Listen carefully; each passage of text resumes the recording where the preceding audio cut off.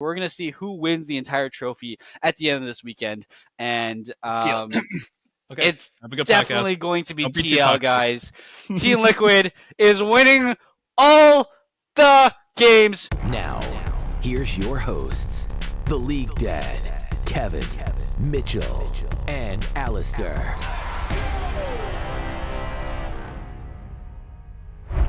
Hello and welcome to the All In Podcast. We're going to be joined by me, Mitchell, and Kevin, and we're going to be talking about an awesome weekend in LCS.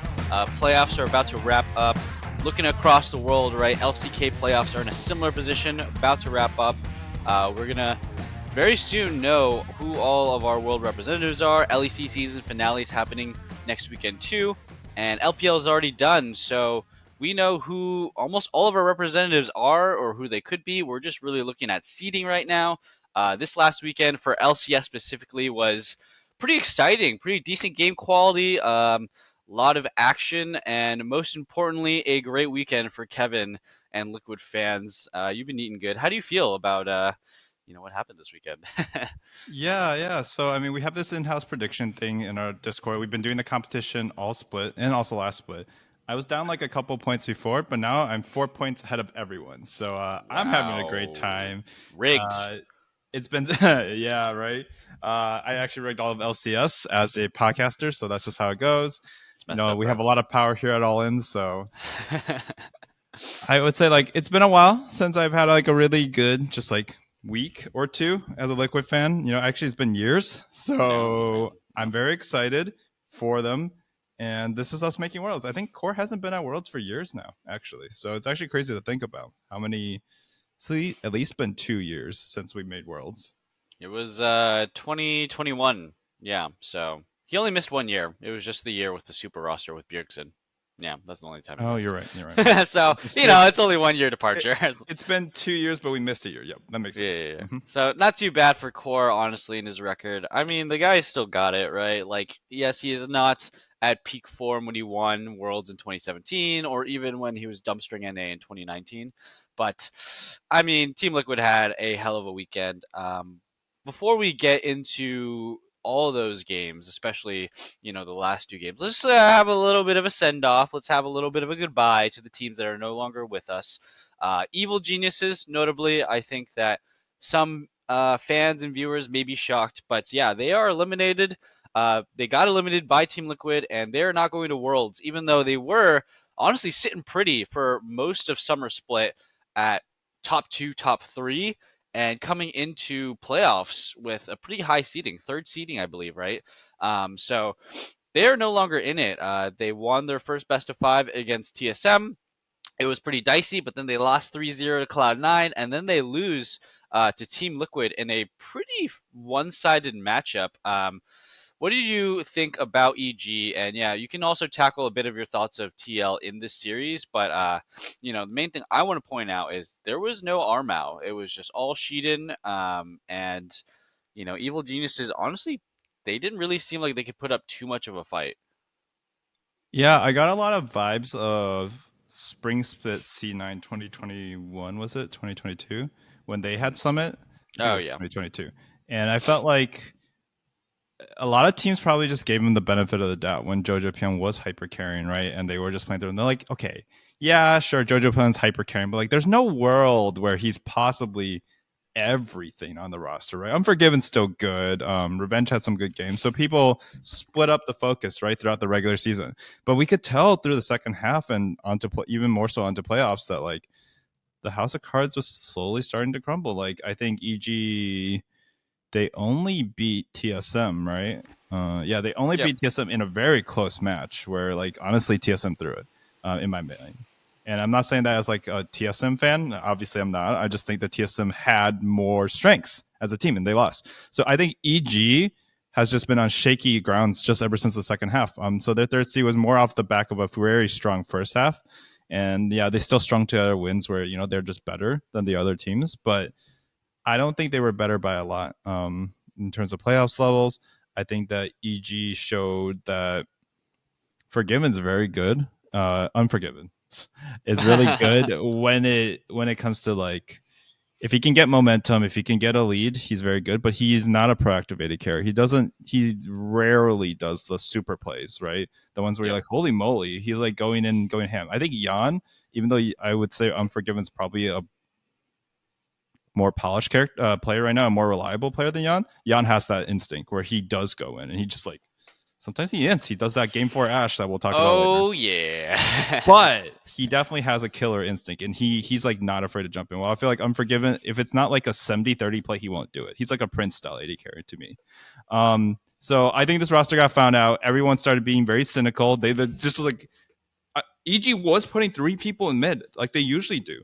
And then TL, TSM, like all the teams were just putting 3 people as well or 2 people, and they were always matching. Yep. So that's what shut down JoJo. I think that's why, even though in the regular season, EG actually did well against TL, they had no chance. This was a 3-1, but it was not a close 3-1. I think they got Giga stomped. Yeah, I don't think it was very close at all either. I mean, just looking at EG and their season across, right? Like your analysis of them, everybody's analysis of them, my analysis of them throughout the split, it kind of came almost exactly true, right? At the beginning of the split, we were saying, and I was heavily emphasizing about this like idea of they're scaling both in terms of in-game and out of game was not very good, right? Strong in the early game, good laning phase in game, but when it gets to later in the game and like mid game fights and stuff, their team fighting is just not on point. Their ADC, right, Unforgiven, is that reliable guy who will farm well. He kind of reminds me of FBI, but FBI does kind of actually pop off a little bit sometimes in the late game, and he makes mistakes when he goes for the big plays. Unforgiven is just not even going for the big plays, like you said. And this team, they they were they didn't have enough at the end of the year to pull them across from, honestly having really solid fundamentals and just good laning phases at the beginning of the year to stomp a bunch of free games, right? But as the year went on, they just didn't develop. They didn't improve enough. They didn't change or update to the landscape, their surroundings. So, yeah, it sucks, but EG kind of followed the plan. Yeah, what's up? Yeah, I wanted to also add in like EG did some of the most atrocious tower dives and top lane plays possible. I was focusing more on EG, so that's why I didn't mention as much. But technically, this is both sides. Both Revenge had a terrible series. Like Yes, he did. he got gapped harder than I've ever seen him get gapped all the regular season. It doesn't mean he's a bad player, but in this playoff series where it mattered, he clearly looked terrible. Like him, I wouldn't even blame Shaden. Like there was just like a lot of dives where I'm like, what are they? How did they mess this up? And he continued to mess up Aatrox plays, which he literally hard carried an Aatrox game earlier in playoffs. Or was it playoffs or end of season? It was And playoffs. I was against CSM, yeah. yeah. So where he like went like 7-0, whatever, or 10-0, whatever he was on Aatrox. Yeah, he looked like it was first time in Aatrox. He was missing stuff. Summit should honestly, this should have been a closer series if Revenge was like 20% better or 30% better. That's all they needed. But it became a Giga Stomp where no game went over 30 minutes because like Revenge honestly lost them 2 of their games single-handedly. Legitimately, it was a one-man show. Like I say JoJo's the one-man show, and they're like, okay, Revenge, can you be the one-man show? He's like, yeah, sure. Yeah. Or the enemy. I've never seen such dog shit plays like I saw in the top lane. Like Summit looked like a Giga God, but like I don't really know if it was all Summit. I thought Summit played as good as he could have in some of those situations. Sometimes he made mistakes, but like Revenge just wasn't hitting anything. So Shaden had to do everything in those ganks. They did a 3-man gank on top where 2 people died on EG, and I was like, this. I was surprised they took a game after that. I was like, this is the worst thing I've ever seen. Honestly, it was rough, right? I think when we go back to expectations of this team, Revenge kind of fit also a lot of the narrative that a lot of people wanted to throw at him. I mean, it's not great to feel or hear, but I think just a lot of people in LCS who watch it didn't have faith in this guy, and I'm included, right? I didn't think he really had it in him to be a top tier top laner. Like he's solid for sure, but when he faces against tough competition when it matters, right? I didn't have faith in that he was going to be able to pull it through. And yeah, he kind of didn't.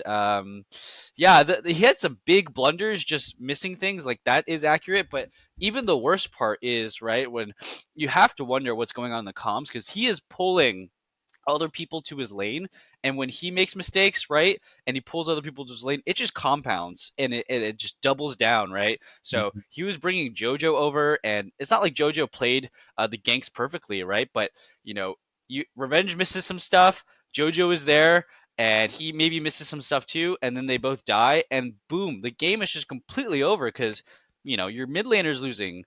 Your mid laner's losing stuff, your top laner's losing stuff, and Summit, I think he did play well to react to the ganks, but holy cow, did they throw like everything to try and kill Summit, and he was living with just like the tiniest little bit of health, the sliver of margins. And I do think Summit played those ganks well, but it's like a mix of him playing it like kind of too expected, like good enough. Like this is what I expect a good solid player to just be able to do. And Revenge and EG were playing it, they were a couple of ranks below. Like they were sitting in that emerald tier where Yeah, you're supposed to be actually. at like master tier.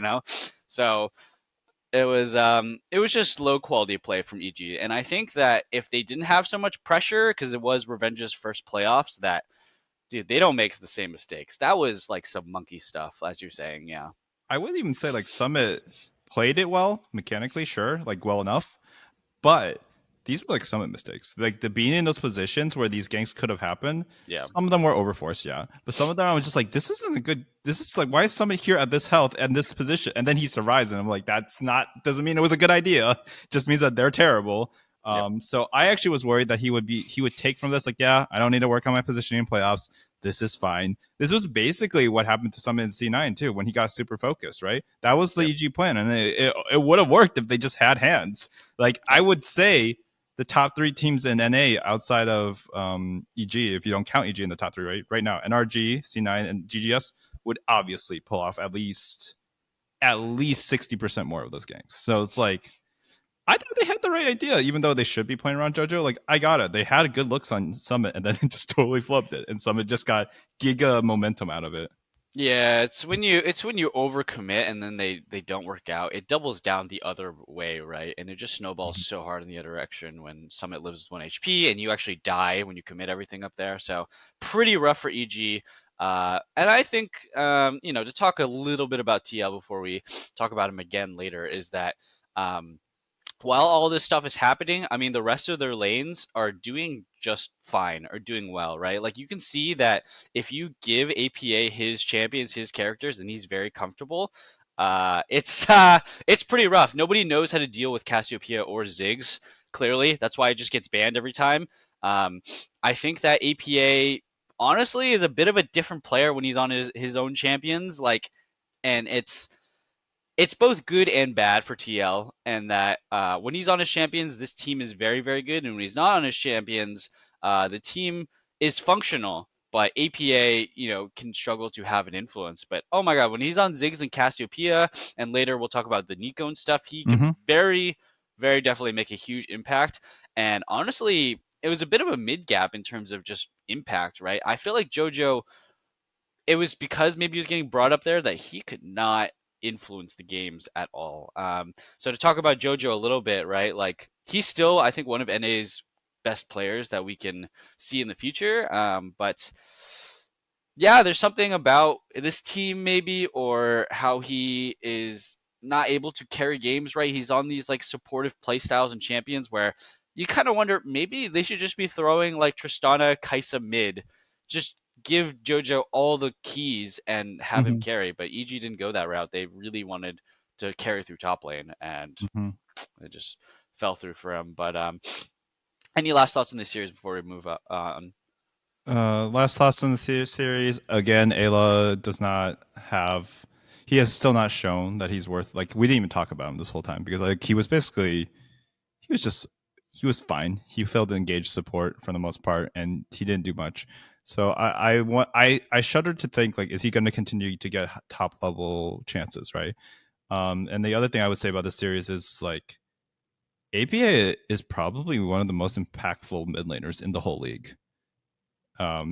Positive impact wise, like if you really think about it, and we'll keep talking about it later, right? But in this series, like he would constantly lose in CS and just do more. Like whenever he roamed, whenever he did plays, he would just be better than JoJo. So It's part of it's obviously it's easier to win when you're winning pre 30 minutes every game, right? So obviously you can make more plays, but I think his champion isn't even that limited because he can play a respectable Tristana and his Nico's crazy as well. So it's just that when he is on his pocket picks, it's like it's pretty scary because it's so many draft resources dedicated to banning him out. And he got a Ziggs ban in half of the games, and he just played something else. And when he got Ziggs, like it was 21-minute win. Like it's actually disgusting. Yeah, I think there's a lot of unfamiliarity with how to play against Ziggs because it is such a weird and different play style to what most players are used to in LCS, right? It's like you like Tristana, can punish you if you leave lane, but like Ziggs has next level punish if you let him alone with the tower, right? Like it is absolutely nutty what he can do to towers. But yeah, let's move on to the series.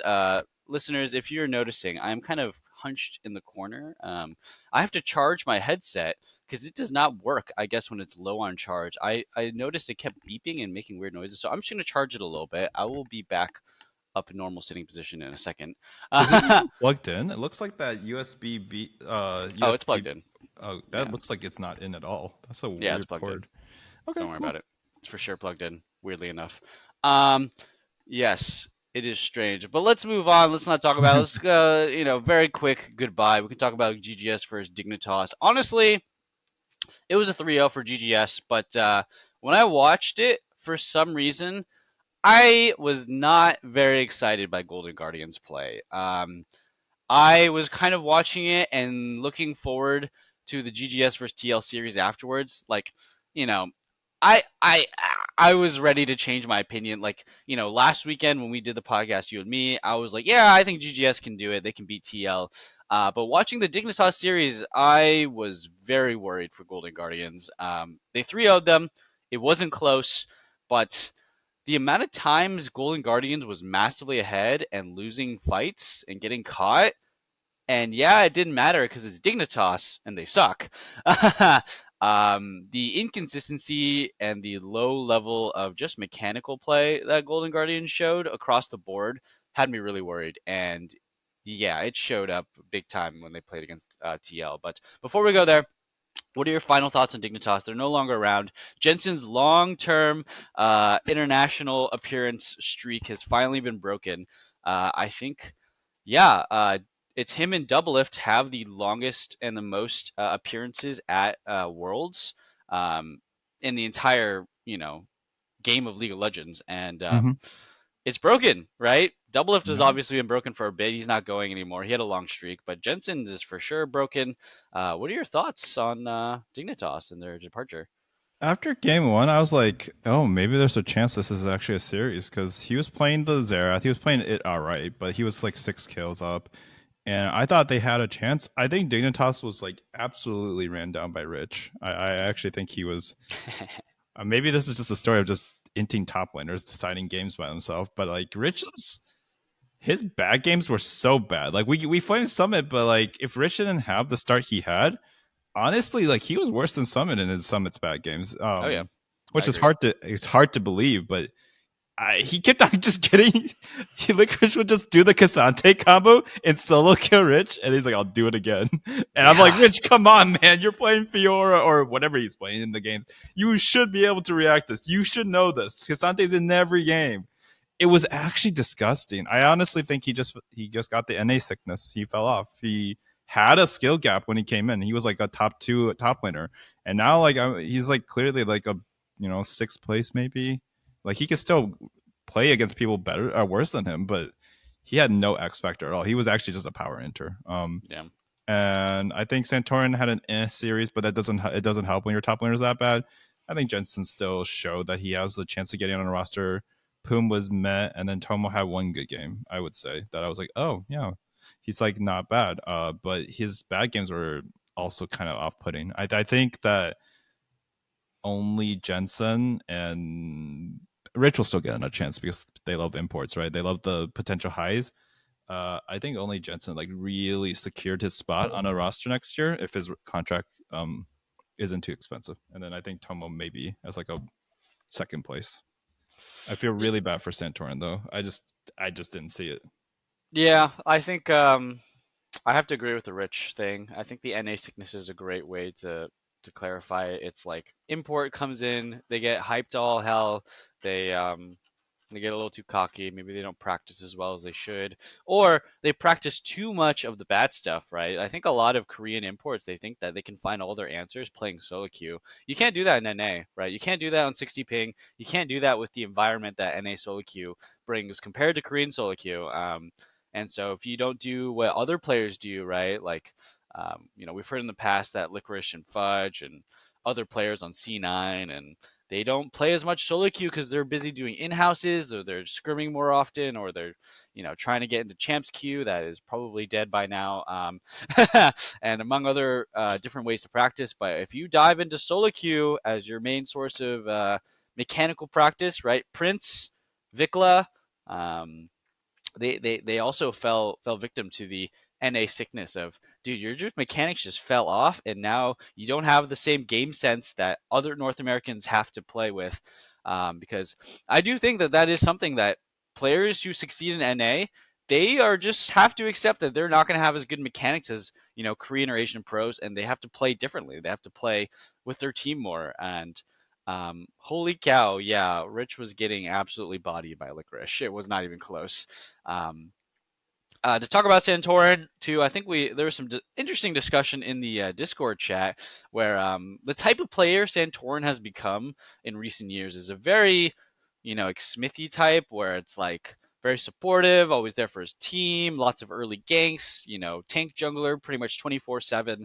Um, yeah, and we're kind of seeing that like it's not like this playstyle is bad. It's not like this playstyle is detrimental, but maybe it's not like dynamic enough to go beyond a middle placing jungler, right? Like you're always gonna be a middle of the pack jungler. Like same with Armao, same with a couple of other guys. Where if you play the same style every game and you're always incredibly supportive, your ceiling isn't very high. You don't really elevate your team to go to the next level, right? All the top junglers in this region and other regions, they play multiple styles. They have a lot of dynamic ideas where they're not going to go for the same pathing every game. They're not going to go for the same idea, right? Blabber is going to play Sejuani and he's just going to invade you, permagank you. Right? We saw him on Rel, contracts on Rel. They invade. They do 3 camps and they jump in your jungle. They're not going for farms or only going for team fights and stuff like that. So, yeah, it's a little bit of analysis that we both gave on Dignitas. Any final thoughts? Do we talk about them before we move on? No, I mean I'm just surprised they got here. I think Dignitas doesn't ever get this far in playoffs. So the fact That's that they true. were on the weekend before, even though they have one good game, it's a game, it's a win for them. I think that them hiring Jensen and Santorin should never be looked at as like them phoning it in. This split, they actually, try, and Rich even honestly, like those are all fine pickups. Like if they had a better support system, they probably could go further, and they went pretty far anyway. So top 6, pretty damn good for them. Yeah, I think that's fair for the org. I think the only disappointing thing is that Dignitas, while it seems like they're not trying anything new. They're doing the same Dignitas strategy they've done for like a decade, which is just buy top players that are on a downtrend and stick them all together and see if it works, right? Mm-hmm. It's literally been the Dignitas story for a decade now since they've been in the LCS is you know, just buy top players that are no longer on the top teams and they're on the downtrend of their career and see if they can do They something. spent money once on Huni, and I still think that the debt from that is what has caused the strategy to manifest. Yeah, it's rough. It's That's sad. they cannot get good players at the right time, right? They always sign them after they're good when they're no Yeah. longer You should really you good. keep talking. I'm gonna look up Dignitas and see did they ever sign a player at his peak? Yeah, I don't Ever. know. Maybe. Yeah. All right, I'll keep talking. Yeah, Golden Guardians, they 3-0'd them. It was pretty easy, but man, they were not clean about 3-0ing them at all. Let's go on to the Mhm. next series. It was Energy versus Golden Guardians, or sorry, Energy versus Cloud9. Um, we made a bit of an oopsies. We kind of both predicted Energy to win this one. That was not even remotely accurate. It felt like honestly, it reminded me. This is a big compliment to Cloud9. It reminded me of when we went to MSI and Golden Guardians had so many close games against JDG, but JDG was just like, yeah, you guys get your big engages, you get your Dragons Rift Herald, you get your early lane advantages. We'll just out team fight you from a couple K behind, and we win the game in 25 minutes, anyways. Like that's what it felt like for Energy beating Cloud9. Very scrappy, tons and tons of good fights for Energy, tons and tons of honestly good objectives for Energy and good ganks for Energy, but none of it mattered because they just got out team fought once or twice, and then boom, Cloud9 was in the driver's seat, and they would just pick Energy off slowly and win the game. And yeah, not bad stuff from Energy. You still looking through it? I can give my thoughts. Yeah, Before we give yours. I finished looking, but real Okay. quick, I think they picked up River when he was actually still good. Oh, okay, for And they picked, Dignitas, yep. and then Dardoch actually had a good split, and then they subbed him out. So they picked him up when he was still good with them, and then he absolutely was bad afterward when they switched out Saligo and Dardoch for, or switched in Saligo for Demonte, I believe it was, or whoever the mid laner was. Anyways, my take on the NRG C9 thing was that I commented it in the Discord in the live chat that like, wow, C9 actually impressed me. Like I oftentimes kind of lambast them for just like not that like them just playing and not being able to come back, right? Like in ways that were them being proactive, but more so the ways that they just like, oh, they took advantage of enemy mistakes. They were proactive. I think in game 3, that 42-minute game, it was actually very impressive because I actually thought that all the things NRG normally needs to checkbox to win were there. They had the supporter jungler on contracts, right? Doklo was actually not power feeding like he was in game 2 on Ornn. And they had Azir and Sivir like I'm like, oh wow, they can definitely do this. And C9 just like proactively put pressure. They kept on pulling apart all the good NRG plays and like forcing NRG into bad situations, getting picked off, never getting a fair fight until they just got torn apart. And then C9 won through a mix of like soul, the power of soul, as well as just like objective control. So I thought C9 was really impressive there. I will say that Berserker had a bad, was it this series? He has a few mid plays, but he did show his class. Like he was still a step above. And then the last thing I'll say is MNS is, he had good games, but man, sometimes I just like this guy is. I still think he's a fraud. Interesting. I'm not convinced. I keep on seeing him, and I think that like if Palafox was on C9, he would be a better overall benefit for the team. That's an interesting take. I actually think Evan has had a pretty good series. I think he played pretty well. I mean, his Tristana was like, he was dying, but I really felt like, he made a lot of space for the other members. Like Eminez was like almost like playing the fudge sort of role of like he was kind of like the sacrificial, like I'm actually going to draw a lot of pressure, like I know my role, I'm just going to be a little inty on this Tristana. But he was making so many openings for Berserker and Fudge to like clean up fights in game 1. And game 1 was honestly, that was the close one, right? That was the one where it was Energy ahead for most of the series, and it was really, or for most of the game 1, and Cloud9 clawing their way back in through mid-game skirmishes, catches, and team fights to win it. So I think I was actually kind of impressed by Eminez. Still not like perfect, right? I think that when we do talk about the next series, Gory in his peak during the regular season was much better, but holy cow, did that not? Anyways, let's not even. Anyways, Eminez, I think it's not like he's like the best player in LCS. It's not like he's the best mid laner, but considering how strong Palafox as a player is, I think Eminez performed pretty admirably. Considering that we were both doubting him a lot going into playoffs, but I liked what Eminez showed. I mean, I think he improved a lot compared to his EG series. But yeah, let's talk a bit more about this Energy Cloud9. I thought that honestly, C9 impressed me with their draft variety, right? They had a Sivir comp that I don't think I've seen work at all across the world ever. I've seen Sivir pop up in all the other regions a little bit here and there, and it always loses. Actually, C9 made the Sivir comp work. And you know how they made it work? They literally just, Berserker was just not relevant. He just didn't, they're just like, you know what? a Sivir comp is pretty much you let Sivir do her own thing and wave clear and just not participate like with the team at all. And like her entire way she contributes is wave clear and pressing R. And honestly, it worked, right? Because you saw Sven was just on the map 24/7 roaming with Sejuani and with Kaisa, and they were just going around one-shotting people over and over again. I think Eminez actually really showed a really strong Kaisa.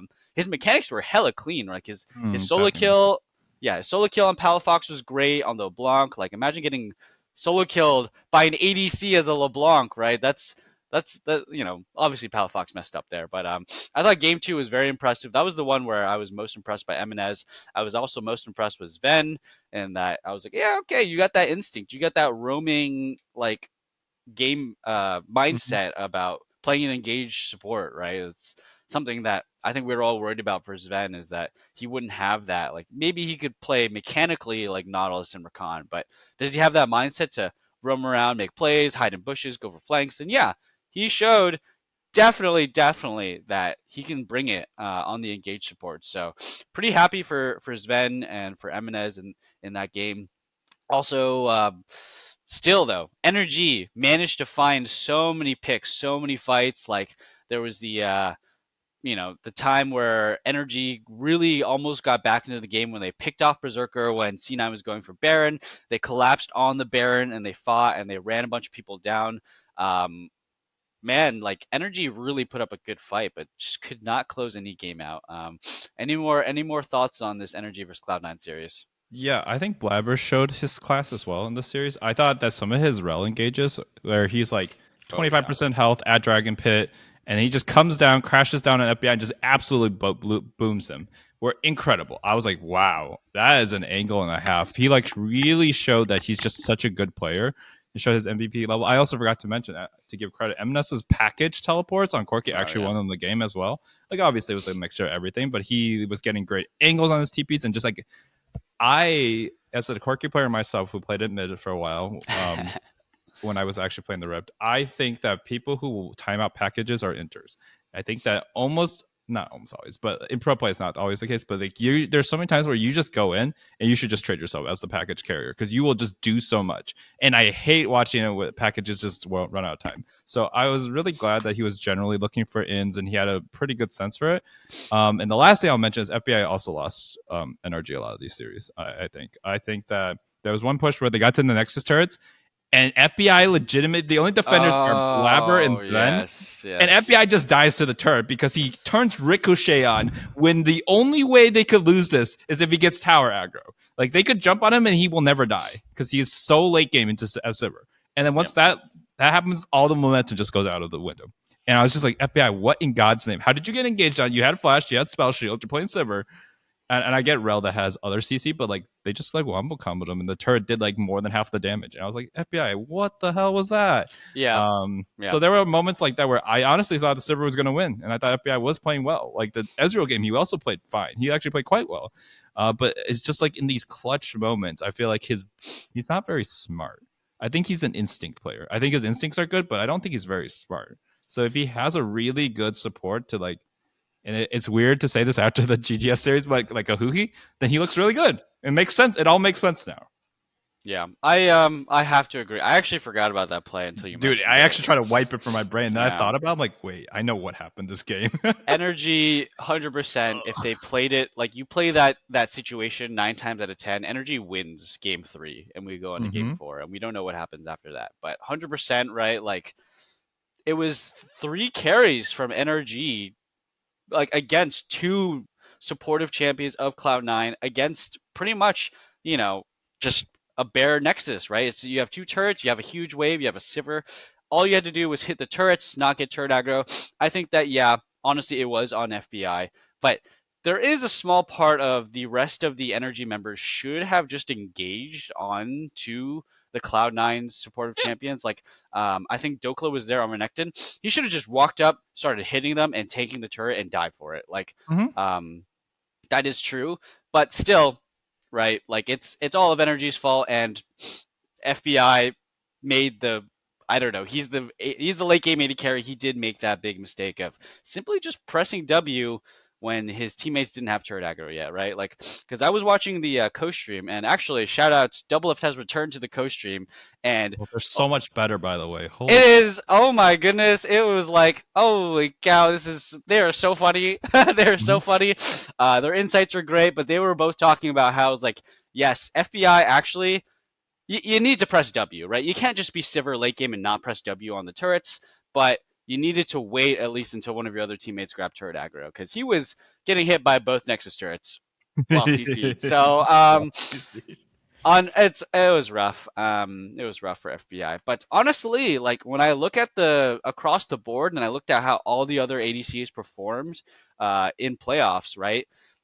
With all the crap we give FBI, it's because we know he is still a great player. Like he is showing a lot of why he's a great player, and we are reminded sometimes of why he was considered the best ADC like 2 years ago, is because here he is, top three, right? He's at least a minimum top three ADC. I don't think honestly Stixxay had a great playoffs to push FBI out of that narrative. So you got Berserker and then you got Yeon and FBI.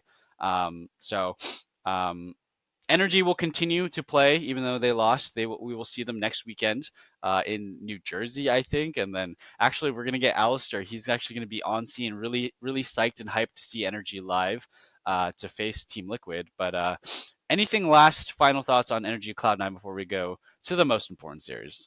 Yeah, my last thoughts were like I think NRG got 3-0'd, but like there is a world where this is a much closer series. There is a world they can still win. Like I'm not coping just because I voted them 3-2. Like I think they showed they have the pieces, but this series like Cloud9 showed a higher class. Like expected value wise, Cloud9 wins like 65% of the time. It looks like based off of the class they showed. But Energy like actually was scrappy. They should have won some of these engages, and then who knows where it goes from there, right? Yep. But Cloud9 was the one outplaying, not because NRG necessarily fumbled too many times. Besides that FBI example and a couple others. That is a great thing to highlight, right? Because I think sometimes a lot of analysts and people when they talk about games, they can get caught up in being too focused on the mistakes of a team and not on the great stuff. This felt like a series where you could focus on the great stuff Cloud9 did and not feel bad about how Energy played too. Because I actually think like our analysis that Energy is a good team and that if Cloud9 showed how they played against EG, that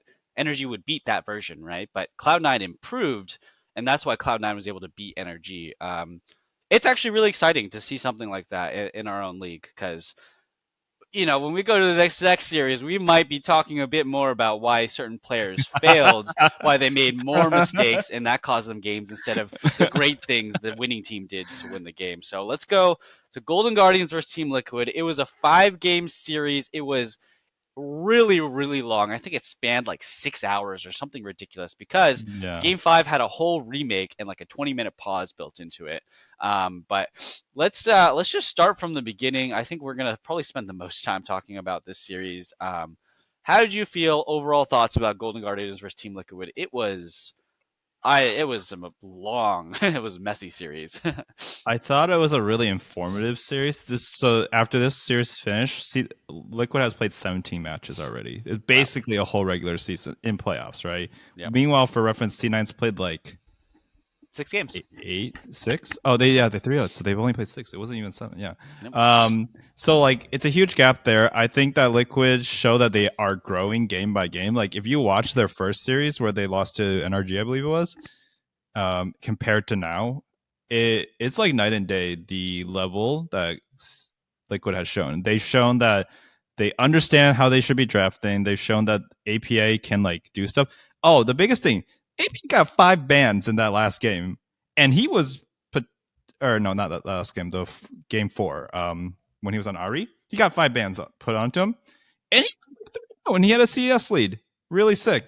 And the reason why this is the series why I think that like AP is probably the best Nico in the league. He's also probably just one of the most impactful players when he's like, he does not win farming wise. He does not win lane. He is probably one of the worst laners like in the league. Maybe the worst. No, but he's like at least one of the worst, right? He has a 26% win rate in terms of CSD at 15, in terms of just like having beating his opponent. And all of his stats are negative. His CSD, his GSM, all that stuff. And he has one of the best junglers. Like, I'm going to get into it later, but he still manages to have the best looks. I think one of the best, if not the best, of every mid laner in playoffs. And I think that is true because Palafox had his games, MNS has his games. Gory you'll get into first, I think. With the liquid side, APA's he made Nico look like a different character. When Nico was playing on Gory, I was like, oh, what the hell are these? And then APA, he was playing sick. So I honestly was really proud of him. I think Jan had, except for the Ash game, incredibly good consistency. I think he has grown over and over. And I think Summit, I think he got put, no, he didn't. Pioshik did. Summit was still like a monster. Like this guy didn't just fluke on the previous series, and it wasn't just EG inting. He also played well. But his Ornn was really bad, worse than I expected from his Ornn. And the last thing I'll say before I let you talk, because I could go on forever, is Pioshik was incredible this series. This guy looked like he was the best jungler in the league, maybe with Blabber. Like he looked on the same level, which is crazy to me. Yeah, I mean, yeah, it was actually a massive jungle gap. I'm actually not going to fully blame River for it because I think I'm just going to tackle it head on. The problem, the big problem for Golden Guardians was the massive collapse of Gory. He played, I think, the worst I've ever seen him play in his entire career in this series. By a long shot. I actually don't know what happened. I think if you go to literally the co-stream on the cast and the post-match thread, everyone is like, okay, like I know we joke about this sometimes, but legitimately, did Gory get PayPal'd? Like some of the things he was doing was so uncharacteristically bad that you had to question something was really, really off and confusing. I think a lot of people remember the game 5 where he just jumped into melee range onto a 4-item Gwen. That is obviously a big win trade, right? Game 5, you're in a very, the game is not over, right? Yeah, I think Golden Guardians was kind of behind, but they have this huge team fighting comp, double powerhouse 80 carries with mega tanks around you, right? And a really fed Cassante. You did not have to make a desperate play as to jump into melee range onto a Gwen and just get completely one-tapped. And to add on to that, right, when he did jump onto the Gwen, he just stood there and right-clicked. He didn't kite. He didn't orb walk. He didn't try to run away when he realized his mistake. He just stood there and just right-clicked him until he died. So when you see things like this, when you know that a player is good and you know that like this is their lifeblood, right? Playing Tristana is not new for Gory. He's been doing it all year long or all split long. You have to wonder like what happened in his head, what happened behind the scenes, what's going on with his emotions and his thought processes. And I'm gonna continue. I'm gonna joke about it, and I don't know how seriously I'm gonna take it. But man, what a win trade, right? Like what a weird way for Golden Guardians to end their year. Not their year, but to end the split because they still have a chance to beat EU for a spot at Worlds, but I don't think this is the way they wanted to end their LCS playoffs. So let's focus a bit on Gory. Let's try not to be too harsh because, for all we know, he's just having a hard time and it's just he had a bad day, right? He had a whole year of pretty good days for the most part, and he had one bad day, and he had maybe a couple bad days just in general in playoffs. But yeah, what do you think happened with Gory, and what do you think is going on there? Yeah, so my working theory on Gory is that I think he's the tilter by trade. Like he was on FPX last year with Summit at the same time. Oh yeah. He's also was on the PSG roster that didn't make Worlds, right? When PSG almost always makes Worlds. So I think he's a good player. We've seen his class. I was wondering how did he not get a spot anywhere, right? Like how was he just picked up by GGS, who wasn't necessarily looking like a top contender going into the split? And I think that's the answer. The answer is in a scrim, in a tryout, he's probably crazy. He's probably just looks like what he looked like for 80% of the split. But if he's out of his comfort zone, which is playoffs, then that's really bad. And then I just looked it up. He was also not playing characters. He actually never played Tristana this whole split. This only in playoffs. I think we were thinking of some other Korean mid laner because I thought he did too. I like Mandela effect myself. He has never played Tristana. All of the split. His most played were Azirs. He played a few Jays, a couple of Sylas. He had a good variety of champions. but he never played Tristana, and I think it shows. I think he played like how every one of us who picks up Tristana after watching a good Tristana game plays it. You jump in, you're like, oh shit, this was a good idea until I clicked the button. Yeah. He didn't know how to buffer correctly. He just didn't know how to make his looks work. And I honestly think it was just because he was out of his comfort zone. Like I think in scrims he probably fine, right? When it's not on stage. But because it's not his comfort champions, when it's high pressure and he's already a tilter by nature and it's a high pressure game, like it shows. Honestly, I was kind of impressed. I think the most damning thing is when you're down 2-0 and you make the reverse sweep all the way to game 5, you should be the ones not feeling pressure. But it felt like in game 5, Liquid had no pressure on them. It felt like they were making the proactive plays. It felt like they were playing freely, even when they power into like when Yan and Core or Yan and somebody got caught in mid, like late game. Oh yeah, they didn't look rattled at all. Gory looked like he was rattled every time. He jumped in that one time against Gwen. That happened like 4 times. And it also happened in his previous Tristana games. He jumped into a Jax off screen and then the camera panned away. He came back with like 50 health. I was like, brother, you were like a quarter second away from dying. Why did you jump into Jax? Yeah. I just think it's not his meta. I think some people may have mentioned this on broadcast. Maybe it was a co-stream. I was watching the Doublelift co-stream. Doublelift, by the way. Doublelift has been so much of a breath of fresh air in his co-streams recently. I think him having played the league, he like has better perspective. He'll just look happier. He just look happier to just be doing pro and streaming. So I'm really glad for him.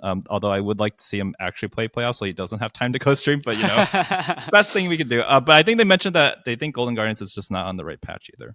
I think that like the characters are just off meta for them. They don't have a lot of their power picks that made them like their money. And I think the only person who like showed up was maybe Stixxay. Like I thought Huhi had a really bad all playoffs, and then River wasn't bad. Licorice had a very good playoffs, I think. Okay, Licorice did too. Sorry. Yeah. I should definitely have given credit to Licorice because I actually looked it up. This is a really good series for Liquid because Summit went like 8-18, guys. Yeah. Like he was actually getting shut down, or at least absorbing pressure, sure. And like that's why I didn't think he was power inting. But except for his Gwen game, like he was always like being marked. And part of his Licorice being good, and part of his Licorice River, right? So honestly, Liquid winning without Summit is a really big deal because not even C9 last year could make that work. When Summit was like legitimately like Grand Canyon gapping everyone mechanically in top lane, right? Like this year he's gapping, but last year it was like I would say like a 50% bigger gap between him and the best top laner. So credit to Licorice for being able to do that. But yeah, the rest of the team, that's just not their meta. They legitimately tilted, I think. Yeah. I mean, you can kind of tell. I actually didn't realize that about Gory playing Tristana. I thought he had a ton of Tristana games, but no, I guess it was all just Jace, right? It was all Jace, and he never got his Jace. Yeah. Damn. Yeah, I think Stixxay was also like, you know, I think he's like kind of famous for his Ezreal, but it was just not it in that game 5. Like I felt like when I look at the comps too, like I really want to hyper focus on game 5 because it, you know, it's like it's kind of the culmination, right? It's when it's the most pressure, it's when it's the most hype, and it's the most important game in a sense. I honestly really favor Golden Guardians comp. It's like, yeah, Team Liquid, they're playing like a mega threat comp, right? 4 threats and a rel, and I guess Nico is like a pseudo threat, right? More engagey, but for the most part, if you think of how these team fights are supposed to go, if Golden Guardians can actually get to the mid game stage where their ADCs have their damage items and they have Hex Drinker, Golden Guardians should never lose team fights ever, but they kept losing team fights because, honestly, great play from APA to find angles to flank and get big flash engages. But the thing I want to highlight about Golden Guardians is not only is it not their meta in terms of champions, but it's not their meta in terms of playstyle either. Golden Guardians, I realized, no matter what comp they're playing, they have one kind of idea and style, and it definitely got found out against the NRG series initially, is that they want to fight and go in. They are so horny about being proactive that it backfires. So that, yeah, I think that Golden Guardians, maybe they felt the pressure and like we're trying to be proactive in this comp, but they don't need to be proactive when they're playing Ezreal Tristana against Nico Rel, right? Like all Golden Guardians needed to do was walk up as 5, have K'Sante or Sejuani mark the Nico, as in K'Sante, like maybe your entire job is to split from the team and run around and hide in bushes and have sweeper and pink wards and look for Nico. If they literally did that one simple thing that I've seen other pro players do to try and like combat Nico engages, I think Golden Guardians take this game 5 purely off of comp difference, because it was, you could tell, hard for Team Liquid with their big lead and their Ocean Soul to actually win a fight against Golden Guardians unless Golden Guardians decided to take it. Because what kept happening was Golden Guardians had the Nautil or the Sejuani and the Braum, and they kept trying to jump on to like a Rel or somebody, or jump on to like a Viego. And as soon as you use your abilities to jump onto someone on Team Liquid, it just opens up APA to come out from behind and jump in, because there's no peeling abilities for him, right? If Huhi uses your Braum wall to try and stop the Kaisa damage, all of a sudden Nico comes right behind you and completely Wamba's your team. But if Braum saves his shield, if Sejuani saves his Q, or Kasante saves any of his abilities, right, Nico can't actually get in there uh, with all the abilities up. And then you have Tristana Ezreal, the safest carries in the game that are possible to have. So when I look at the comp, I'm actually really surprised Golden Guardians lost from that game state, right? When it hits the late game, Golden Guardians should have won that. But Team Liquid did a good job of getting ahead in the early game. It was dicey for both, right? That game 5 was very close.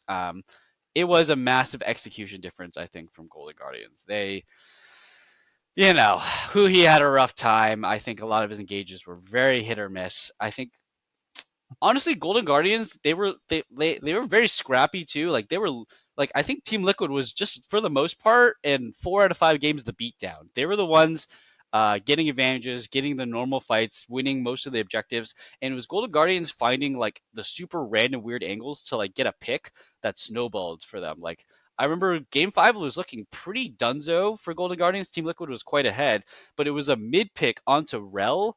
Um, that Golden Guardians got that snowballed into like TL getting caught up into a bunch of other picks, and then boom, all of a sudden Golden Guardians with this Giga late scaling team fight comp was about to come back in it, and then Gory jumped into a Gwen by himself and died. So interesting series. I think it was very very close up until the last fight for Golden Guardians versus TL. But for the most part, it felt like it was TL was, I don't know, generally the better team and making mistakes to let Golden Guardians get back in. Like I definitely felt like game 5 was TL was the better team.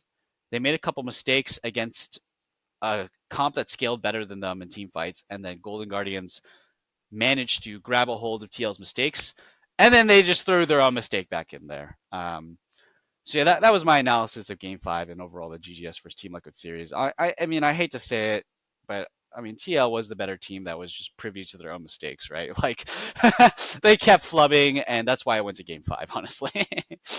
Any final thoughts on this series, or any other games you want to talk about? I mean, this was a pretty fun one. Yeah, this was a fun one. I thought Core was still a little hit and miss. I agree. He had some good looks though, and I think the more important thing for Core, better than his looks, because I don't think his looks actually changed that much, is that the coordination for his looks. There were a lot of times where they looked like Liquid was on the same page, which is weird, right? Because they're in their mid laner, literally the only English he gets in some of the team fight comms, which I think is hilarious. So it's like a bunch of Korean from Core, and he's like, "Good job, APA," and then he just keeps talking. Like, I think that the two major things is Core is getting his team fights to, connect. Pyosik is coming in as an underdog jungler, and I think whenever he's an underdog, like this man is just a smurf. Like this guy actually, yeah, everyone's gonna show the replay of the pentakill, which was crazy, yeah. Yeah. But even the games they lost, I thought he was just positive. Like he was consistent. He was in the right places. He was like 50 health threshold or 100 health threshold away from a Viego reset that would have changed the whole fight. Like there was just some fights where I'm like, wow, GG just like barely scrapped out of that. They should have got wiped again. I thought Pyosik's, like, especially playing against the caliber jungle that River is, where he could contest Blybreath's All Pro 1. Like, it is crazy that Pyosik could show that much class over that many games. So that was great. And then the last thing I'll say, besides, Summit, having a lot of bad games, but his Gwen was still, like, every time I see him on Gwen, I'm like, yeah, we probably have a chance. Him on carries, even his Fiora, which, he has power fed, he usually does well or gets a lot of pressure. So as long as you can use it, I think TL has figured it out. Their champ pool is small, quote unquote, but like they know what they're gonna play. So like a lot of these drafts, I agree with you. That game 5, I'm like, holy shit, it's Braum, Sejuani, K'Sante. How are you gonna fight? Like, how is Gwen ever gonna get close? And I'm like, oh, here the answer is APA or not APA. Yeah. Gory will make it close, but Yeah. even then, once the Ocean Soul happened, there was no way Liquid would lose. So they kind of got lucky with the Soul. I think Ocean Soul Gwen in that comp cannot lose. Like, it legitimately will just run everything down because you can't focus her enough, and in a sustained fight, she's unlosable. But I think Liquid has figured out their draft more or less. AP has shooken off his game. Like, his first part of this playoffs until now, he has leveled up so much. Yeah. He's actually played basically double the games in playoffs than he played in the regular season because he Yeah. subbed in past the halfway point, right? Yeah. So I'm very proud of him. I think that they have shown a lot of class. And, my first place TL prediction in the preseason for summer, look, it's crazy by the week. Yep. They're 2-0 into C9 in the regular season. I mean, it's just regular season, but they're 2-0 into C9 in the regular season as well. So, yeah, we'll see when we get to predictions. I mean, hey, both you and Alistair, like, out of, the Cinderella story for both Energy and Team Liquid, I think you guys both predicted very high standards for Energy and Team Liquid. And, during the regular season, we made fun of you. You guys were getting doubted. Sure. It was not looking great, but it's been a long journey for both of these teams to make it, and they're about to face off. The last thing I want to talk about Golden Guardians versus Team Liquid is you make a great point that you've said a couple times. It's that Team Liquid got to play essentially an entire extra regular split in playoffs, right? They have 17 games, you said. That is a lot. And that is something that Golden Guardians, on an interview that got showed during broadcast, they said that the break, the week or two break that they had to endure, was a huge detriment. They felt like they lost momentum. They felt like they were cold. And their first series against Energy, right? They were playing an Energy that was hot and ready to go, and they faltered. They couldn't, they just did not look as good literally from their last week of regular season to just all the playoffs. Like, it's just 1 week of no competitive play, and boom, their hands dried up. All their steam turned to cold water. So yeah, I think that we've talked about this a lot in the past, but actually not that much recently. Is that some teams, they just need to keep playing, right? I think that it's mostly an NA or a lower quality team, right? I think that if you go across to other regions like, Korea, China, if they wait a week or two, right, the best team's still the best team, right? The second or third best team is still the second or third best team, right? When I think of like teams like, how the LCK format and playoffs has been like for years, and same with LPL, is like, it doesn't matter how much time passes, they're still going to be this like the same quality of team. But for NA teams, for years, it's always been this story of like, when you think of EG when they won Spring Split last year, some of why they did that, and it's from their words too, is that they just had to play more games from the get-go. They finished the regular season, and the next week they just had to play their playoffs. It's like it just kept going and going. But teams that have to take a break, teams that have to lose their momentum, they're not coordinated or comfortable or organized enough where they can handle a break. And I think that Golden Guardians, they did not have the quality of players or mindset or coordination, organization to handle simply a 1 week break of not playing competitively. And they said it themselves in an interview, right? That was shown on broadcast. So, we always say like the play-in buff, right? All those times Cloud9 had to go through play-ins and actually makes it out of groups. I think it's really a genuine thing that we need. Some teams are born through fire, right? They're not forged over time. They are born in the midst of it. And it feels like APA especially, Pyosik especially, right? Like, they were born in the fire. They had to fight tooth and nail to barely scrape by on elimination match after elimination match, and boom, here they are. They're fighting for third place to maybe fight for the trophy. So yeah, maybe Golden Guardians should have been the underdogs and should have maybe come in as a fourth or fifth seed or something. The thing is, like, no format for supports, right? Some people are really good at hiding strats, and they will love the prep time and being like they're fine. It's not being cold, right? They just have the advantage to scout the other teams, and you hear complaints about that. And Johns are in the fighting community. Johns are when you make an excuse. Yeah. And then the other people are, better when they heat up, right? And that's what GGS is. And so, but the problem is you can't just be like, all right, we're gonna run down to the lower bracket on purpose to heat up because they might just go out in the first round because they're just never heat up, right?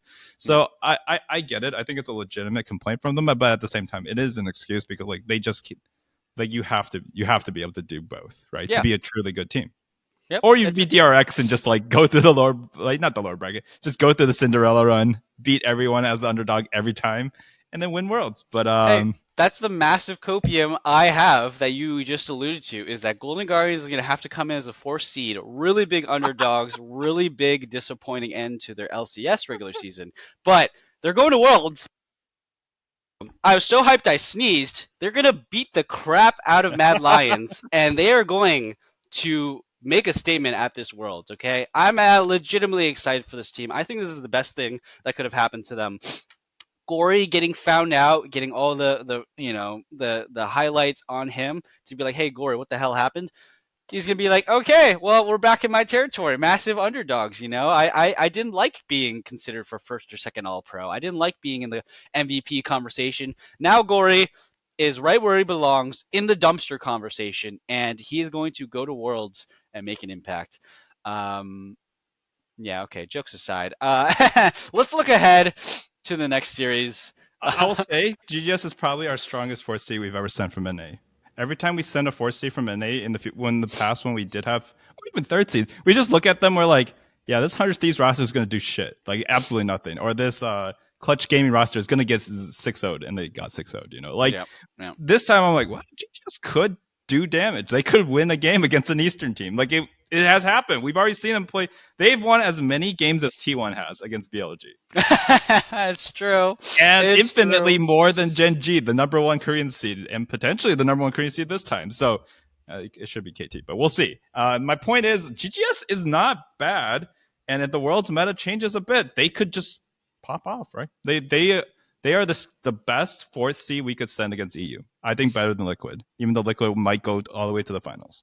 I honestly think that our top NA teams this year. I mean, we say this every year. Wow, we're looking good going into Worlds. I'm kind of excited, but seriously, we do say this every year. We say it every year, but like this year, I guess we'll laugh at ourselves in a few months when we go 0-3, whatever the new format is. Yeah, but like seriously, like our NA teams have gotten to a point where it's like you guys are so good. You guys are your own biggest enemies, right? Like I seriously think when we look back at C9 and Golden Guardians at MSI, it's like, yeah, a lot of these games you're kind of your own worst enemy. Like you do all these great things to get ahead of JDG or BLG or whatever, or Gen G, and then you just can't hold on to it. You make too many mistakes and it falls apart, and boom, it just snowballs out of control for the Asian teams. Like I'm just confident a little more each time we see Golden Guardians or C9 or TL or Energy play that like,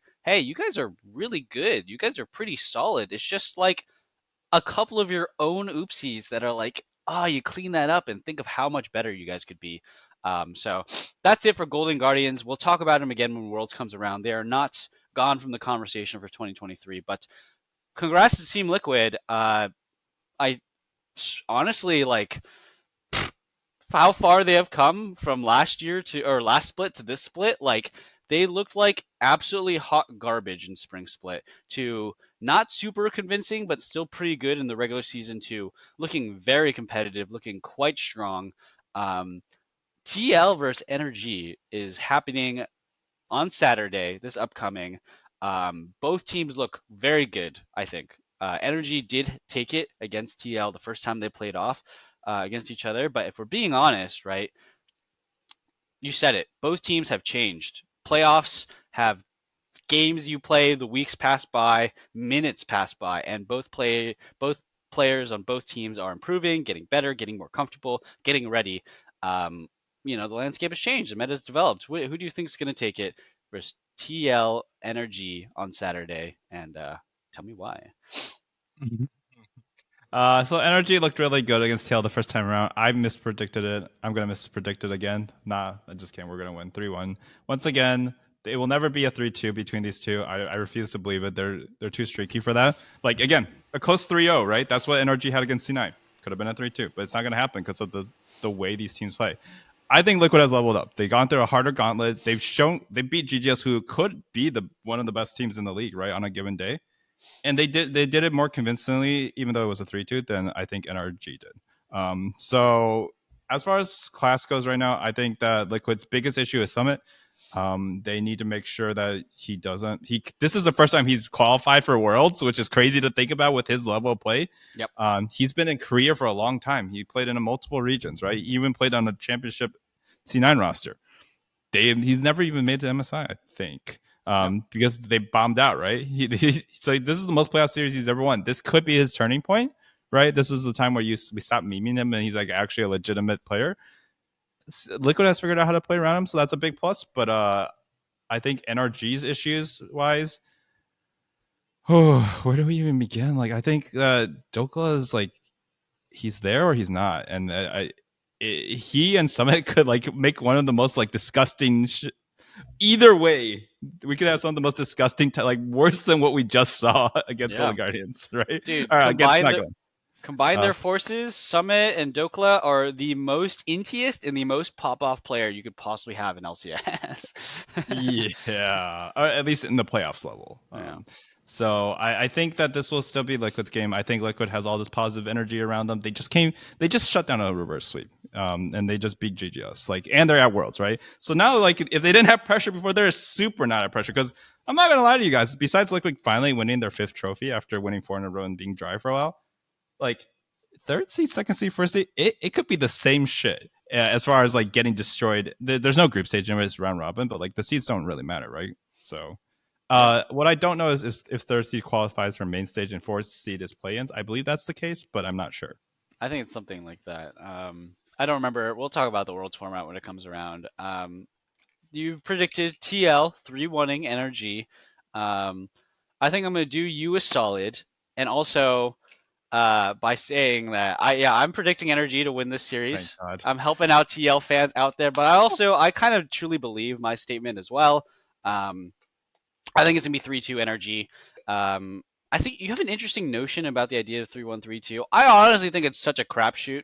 The way these players are so inconsistent, the way the teams draft are so inconsistent, right? Like when I think of GGS for Team Liquid Game 4, right, and Golden Guardians won that pretty handedly. Like when I saw Summit lock in Ornn, I was like, okay, we're going to Game 5. Like I just knew. Like it's just like Summit can't play tanks. To this day, Ornn is probably his best tank. He still can't play it well enough. I'm not down. I think that TL, right, and us and fans, it's so obvious. We should know. Summit, you should just not put him on tanks. Yeah, TL's still going to do it, right? This is the thing about professional teams. It's not just TL. It's every team in the entire world. I was complaining this about T1 back in the day. It's like, you guys, like, it's so clearly obvious to all the fans what the best style is, what the best champions are for your team.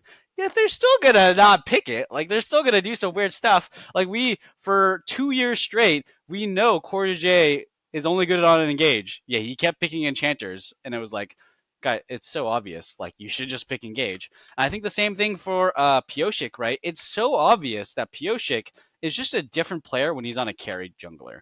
When he's on Viego or when he was on Lee Sin or Kindred, right? He did lose on it, but like Kindred at Worlds, right?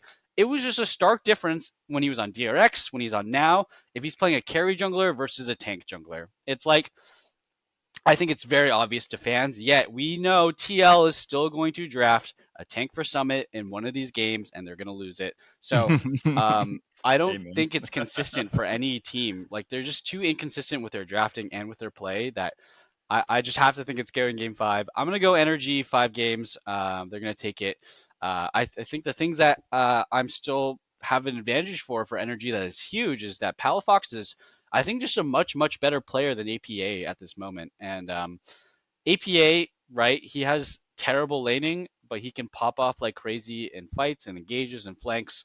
Palafox is not going to do a Gore, I mean, maybe he will. We can't see the future, but he is not going to pull off a Gore where he actually will be able to take his lane advantages and team fight properly and carry.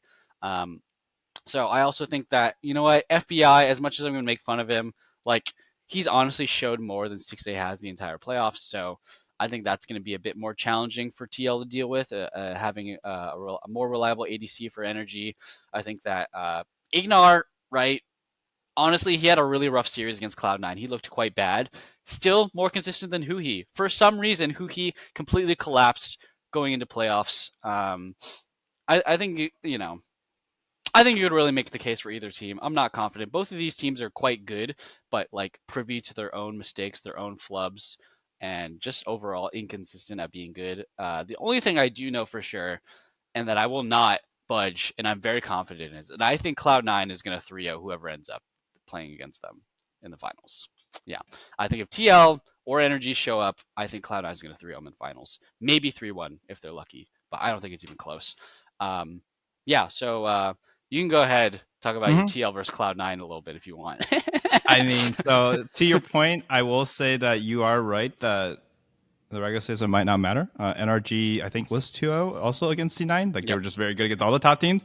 Yep. And they, they got 3-0 back in the playoffs. Playoffs is a different beast. What I'll say is that Liquid with Harry 2-0 them. Well, one of the matches with Harry, the other one was APA, like, on his, like, second or first week, like, second week, I think, on the team. I don't think C9 has a chance against Liquid. I actually don't think so. They literally lost to Harry, man. They lost to Harry before, when the team was like literally going 5-5. Like, Harry was power inting. I think Liquid is just a very good matchup. Like, I don't know what Pioshik has on Blabber. Maybe it's because he's a Korean jungler. But then again, so is Rivers. So honestly, I have no idea. But I just watched the Liquid games, and both games were not close. The Harry game was a stomp, and the APA game, while it wasn't a stomp, it still was pretty one-sided. NRG, when they win games, I'm just like, what are they? How did they win? Or like, why are they winning sometimes? But it wasn't close. So I actually think it would be like a 3-1 or a 3-2. And I would say because C9 was able to fight back so well, I think it's a 3-2 for Liquid. But like, I'm really surprised you think it's going to be a stomp. Like, I don't think the big positive C9 has shown is that Fudge and Eminus have breathed some more life than they did during the regular season. I'll give them that. But like, Liquid has powered up a lot, and they've played almost triple the games as C9. Like, going into this, the only argument I could make is that C9 has all the data, right? Like, they know every variation of Liquid draft possible. They saw 6 games yesterday, I guess, instead of 5, but I mean, they had to repeat draft. So that's the argument you could give, but I don't think C9 is favored. Like, C9, I said before playoffs started, I was like, C9 wants to avoid Liquid, because they just had such a terrible, like, a kryptonite matchup during the regular season.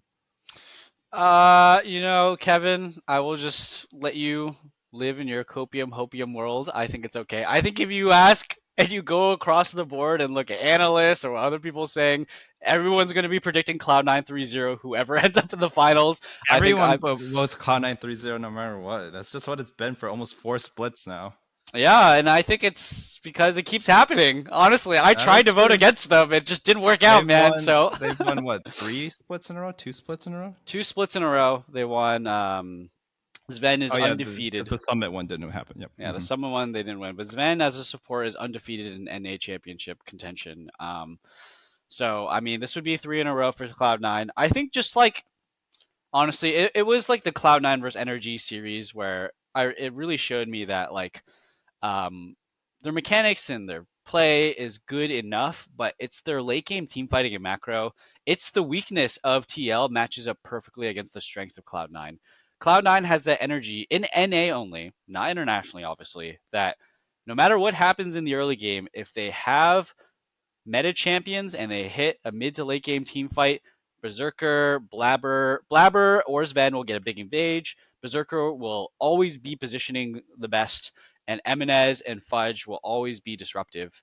And I don't think there's any NA team that can stand up to them, no matter what happens. I think if Golden Guardians 3-0 stomped TL and then 3-0 stomped NRG, I still think Cloud9 would beat them 3-1 or 3-0. No, I just think that Cloud9's level, unfortunately, as boring it is, it's just too high for the rest of the NA League. They've been together too long, and TL, they're scraping together things and they're figuring things out now. And I think that is really great for them, and I think that there are some positives over C9 who feel like maybe they figured out the same things earlier and are just refining them, right? They're not as on fire, right? I don't think C9 is like burning with hot fury passion like TL is. That's the advantage that TL has, right? They're coming off this big win. but I just don't think it's nearly enough. TL would have to, from what I've seen them play, TL would have to improve substantially to stand a chance against C9. That is my opinion. I think that TL would have to get rid of all of their bad drafts that I don't think fit them, and they would have to clean up all of their big oopsies that they make to have it stand a chance against C9. If they do that, right, and they have a very convincing series against C9, I'll throw it in the Discord and I'll say, you know what? TL cleaned up massively. They were very convincing at energy.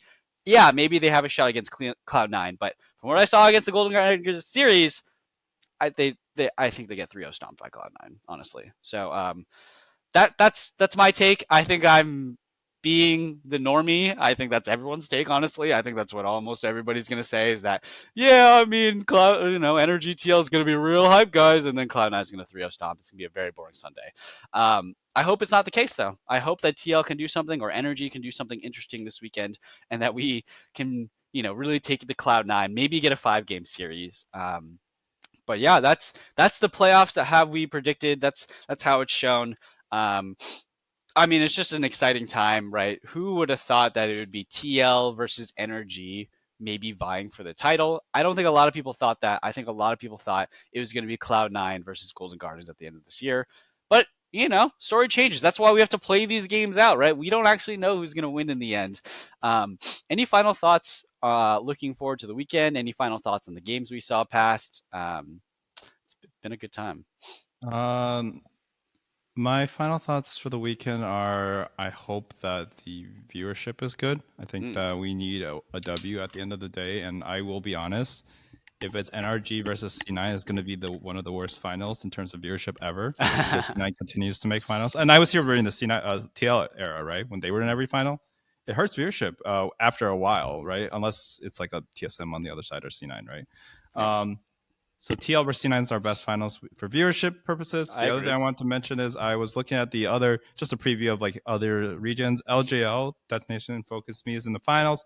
And I didn't notice this, but Yutapon, their 80 carry, is their top laner now. Oh.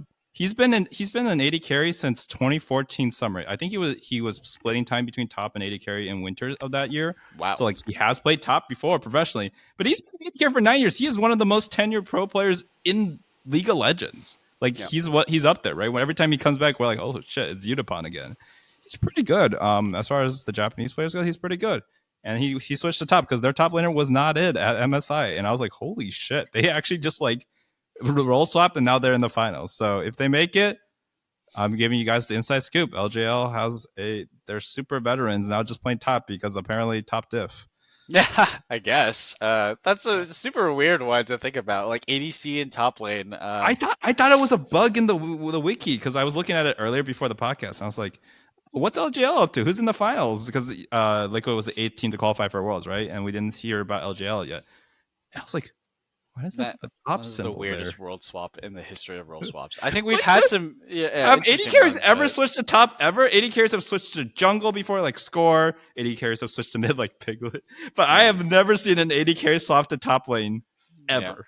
Yeah. ADCs have switched to support, Aphromoo, Core JJ. We've had mid laners switch to jungle. Yeah, double technically. We've had mid laners switch to jungle, Ambition, right? We've had mid laners go to top lane, top laners go to mid lane. We've never had an ADC go to top lane. That is weird. At least successfully. Maybe it's like happened, but like they just like completely bombed down there. Like this was a bad idea.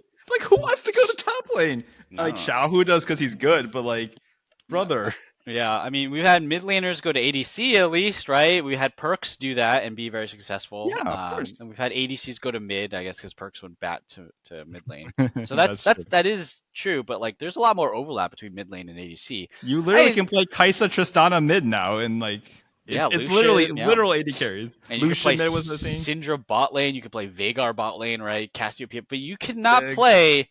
Like what? Ezreal top. Yeah, play Ziggs top. Tell me how that goes. Like it's weird, right? And you can't play Aatrox ADC. Like there's the only teams that have worked up there are like Karma sometimes in some metas, LeBlanc, but like I honestly was never convinced by it except when it was Giga broken. Yeah, like, we had Tristana ADC a little bit long time ago top lane. Way back in the day. I'm sure no one expected this topic, but I'm just like this is the wildest lane swap That's funny. I think possible, right? Like of all the options of swap. This is the the least likely, I think. This is the weirdest one for sure. I mean, the next runner-up I think of in my head is top lane to ADC, right? That's the next weirdest one. Like they're both Yeah, fucking weird. yeah. Yeah, like that's like just these are the two weirdest combos you could possibly have. Everything else makes sense, right? Like mid laner to support, jungle to support. You know that all makes sense. Even top laner going to jungle or support makes kind of some sense, right? Engage stuff, but like, yeah, ADC to top is weird. Yeah, another thing I wanted to talk about is, we've been doing a little bit of an LCK preview. Did you catch the recent LCK series? I watched all of it. Yep. You watched all of it. Holy moly, KT, what a story. Picking T1 on purpose for what? Why did they do that? Why did they pick T1 instead of HLE for the freest 3-0? Okay, so there's some copium. Apparently, a coach or something. There's no confirmed source, but apparently, the coach said that they knew that eventually they have to face T1. Might as well get their players used to playing against them.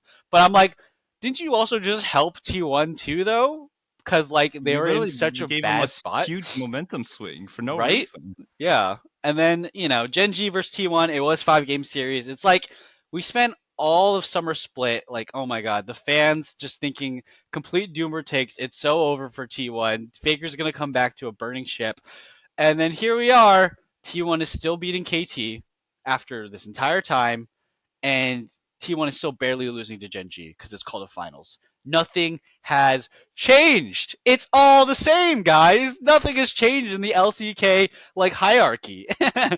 My theory is that KT is getting paid to do these picks because the top 5 most viewed games, from 650K as the least viewed to the most viewed, 1.1 million globally, were all T1 involved games. And T1 versus KT was the most viewed game. So they're like, well, for the sponsors, we got to pick them. We'll give our BS reason, we're going to face them eventually. We'll pick them up. That's not how it works, guys, okay? Just because last year at Worlds, right?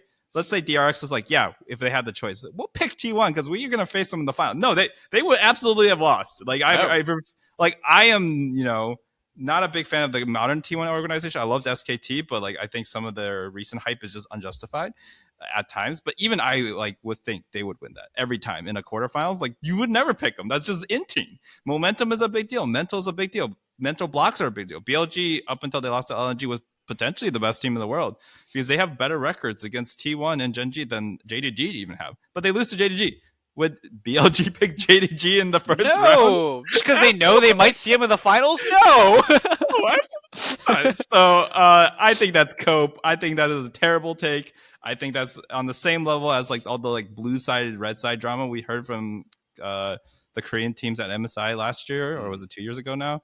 Like it's just, I think that the Korean teams are really respectable and they do a lot of things right, but sometimes they give like some of the wildest takes and they'll just say it politely, and you'll just sit there and you're like, dude, that's just batshit insane. Like you don't do that. It's like they're going for this Giga 5D chess big brain move that's like you just shot yourself in the foot, bro. Dude, these guys were just watching like TV, or they saw a movie or anime, and they're like, dude, that's me. I'm the big brain. And anime as fuck. That is anime as fuck, right? Because it makes no sense. And they're like, oh yeah, this is like the big brain move. I like thought 20 steps ahead.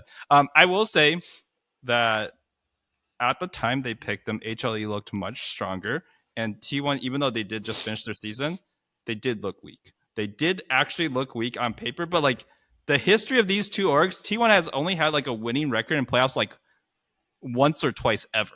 And one of them was with their super team in 2018, and then like one was like back when they were like KT Bullets maybe, or whatever, like way back, right? What are you guys doing? You guys legitimately are inting. This is the best that they've ever looked, and like at least they've recovered, so there's a loser's final. But good God, it was actually unfathomable for me. The last thing I'll say is T1 once again loses in winners finals. Yep. If it has the word finals by itself, it's over. It's over. It's over. I'm going to record if they win. Let's say T1 does win this. I'm just going to look up their record for the last like 2 or 3 years with this roster and see like how many final branded things have they just like completely inted. Because it's actually magical at this point. They were up 2-1, and then they picked, or were they up 2-1 or 2-0, and they picked Vayne in game 3 or 4. And I was like, That was game 4. Yeah. I was like, That was- how? You guys have this in the bag. The momentum is all there. You guys have the stream run. And then Yeah. Guma picks Vayne, does literally nothing. He's not Uzi. He's not like, I think Ruler might have played a Vayne game too. Like, he's not that guy. He cannot play Vayne. And I also don't Yeah. think Vayne's that good right now. But I don't think anybody can play Vayne. Even Uzi can't make Vayne work. Like Uzi was losing on Vayne. Like Vayne is just not a good enough. I think if you talked, see, here's the funny thing: you go around to any co-stream, any ADC, any pro player, Alistair, solo queue ADCs, me. Everybody tells you Vayne is complete garbage, dog shit tier, the worst ADC to play in the game. Yeah, people still pick it. I don't get it. It's pro play in a nutshell. Like, it just doesn't make sense. I agree. So, So, yeah, that's LCK. The That's KT2 LCK. one is going to be a banger. There's Again. just so many good games coming up. I mean, I'm excited that we get to see 2 KT versus T1 series because, I mean, like, as dumb as KT's choice was, yeah, the viewership was high, and yeah, I had a great time watching it. It was a really fun series to watch and be like, okay, yeah, Faker's the GOAT, man. Like, what the hell? This guy's playing like garbage. He has clearly his hands in pain. He's just running it down on Corki, sending it, and it's just his team looks so much better because you know that Faker's brain is bigger than all 5 players on the enemy team. Like, yeah, Faker's hand is probably at the level of a diamond player, but his brain is just too big, man. Faker's too smart. Like, I gotta give props to this guy. Like, he must be in some serious pain, like physically, but he's doing it for his team. He's sacrificing his wrist because he's just too smart. He's too necessary. KT is those people who thought they were the anime protagonist, but the real anime protagonist is Faker. It's literally fake. You can't make this shit up. They were like the super underdogs there, and then the other team's like, yeah, we pick you. We're gonna beat you up because at your weakest. And he's like going like 1-6 on like his characters. He brings out Corki in the series and just completely like dominates it. I'm like, Corki's not meta. I mean, MNS picked it too, but that's almost certainly because Faker picked it. Yeah, Corki was like seeing no play. Corki is literally the old man's answer to Azir because like 4 years ago that he played that matchup really well. It's so funny. I love it. It's I love so League of funny. Legends. Yeah, I also want to talk a little bit about the Gen G versus T1 series. Once again, yeah, it was called finals. Really felt like T1 just, this is what I'm saying, right? It's like we all know what T1 is good at, yet they will still draft a game where they pick the stuff they're bad at, right? They'll still just pick Vayne or other weird stuff or like a weird jungler.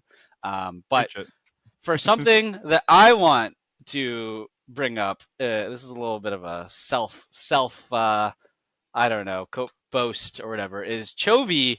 He knows math. Chovy is one of the greatest players to ever exist, who hasn't won much, internationally at least. But you know what he did? He picked Yone for 2 games in a row, and the man built Blade of the Rune King into Evan Shroud. Okay, so if you had to know how good Evan Shroud of an item is, if you were really curious to see how broken this item is and has been for a year or 2 since its inception into the game, look at this series, okay? Evan Shroud is never an item even I would think to build on Yone. It was in Vayne too. I was like, what? It just makes no sense. Honestly, I'm like even looking at that right now and seeing it work and do good stuff and being like, I still don't think it's a good idea to build Evan Shroud on Yone. The only argument you can have for is Yone will always absorb the enemy's heart CC. Whenever he goes into Unleashed form or whatever it's called, they're definitely going to pop heart CC on him. But at the same time, I'm like, brother, you have a double crit mechanic, and it tilts me to no end when I see crit delayed for a very long time on Yone and Yasuo. More so Yone, because he can also benefit from, like I think Yasuo can be more flexible with those items. But either way, my point is, like, dude, you can literally offer a pro player double crit for free, and they will not take it. They're like, we're building Evenstraw. I'm like, I think Evenstraw is a good item. We were saying it last week. I don't know if it was good there. It worked. So at least it wasn't int, but it felt int when he built it. I was like, what?